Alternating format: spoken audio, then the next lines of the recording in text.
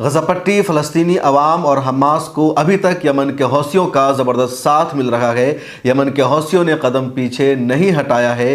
नवंबर में यमन के हौसियों ने ऐलान कर दिया था, अगर गजा पट्टी पर हमला बंद नहीं किया गया, फ़लस्तीनी अवाम को आज़ादी के साथ जीने का हक़ नहीं दिया गया, वहाँ इमदादी सामान को पहुँचने से रोका गया, तो बहर अहमर में गुजरने वाले जहाज़ों को हम निशाना बनाएंगे, उस पर हमला करेंगे, हम किसी को नहीं बख्शेंगे।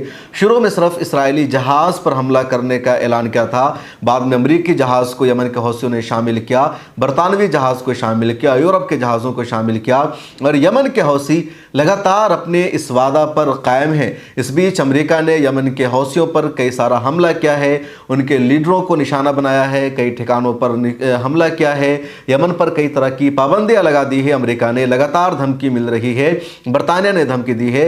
अमेरिका ने एक टास्क फोर्स तश्कील देकर बहर अहमर में तैनात कर दिया है।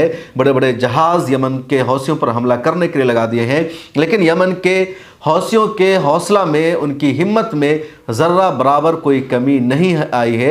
उन्होंने अपना कदम पीछे नहीं हटाया है, बल्कि वो लगातार फ़लस्तीनी कौस का साथ दे रहे हैं। इस बीच हमने देखा है कि कई बड़े बड़े मुल्कों ने कदम पीछे हटा लिया है। पहले की तरह अब वो फ़लस्तीन का गजा पट्टी का साथ नहीं दे रहे हैं। उन्होंने गजा पट्टी के इशू को फरामोश कर दिया है। लोगों की खबरें सुनने में दिलचस्पी नहीं रह गई है। शुरू के दिनों में फ़लस्तीन की गजा पट्टी की खबरें जिस तरह लोग सुनते थे, उस तरह लोग खबरों को जानने में अब दिलचस्पी नहीं ले रहे हैं, लेकिन यमन के हौसी लगातार उनका साथ दे रहे हैं। और ताज़ा खबर यह है कि एक मरतबा फिर बहर अहमर से गुजरने वाले जहाज़ को यमन के हौसियों ने बैलिस्टिक मिसाइल से निशाना बनाया है, और इस हमले की वजह से बहुत बड़ा नुकसान हुआ है उस जहाज़ का। अमेरिका ने भी इस हमले का एतराफ़ किया है।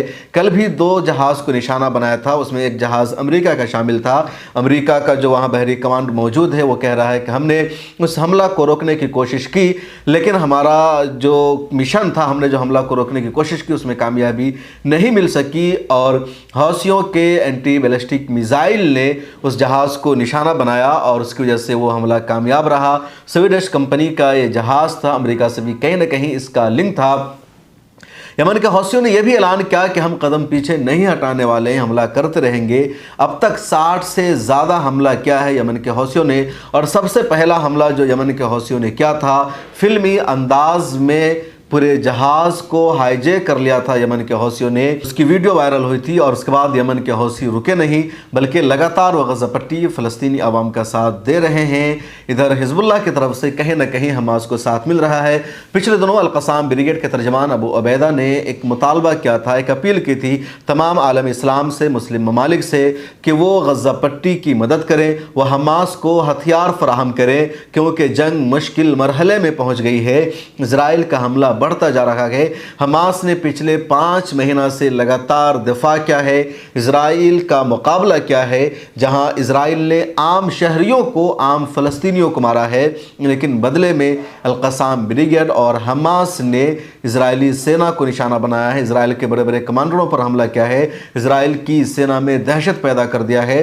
पूरे इजराइल में एक तरह से खौफ और दहशत बरपा है, और अब उन्हें ज़रूरत है कि आलम इस्लाम आगे बढ़े, उनको हथियार दे, उनकी मदद करे। और ये जब अपील की गई है तो इस पर दुनिया भर का क्या रद्द अमल आता है? क्या कोई मुस्लिम मुल्क अमल करेगा? आपको ऐसा लगता है? कमेंट सेक्शन में ज़रूर लिखेगा।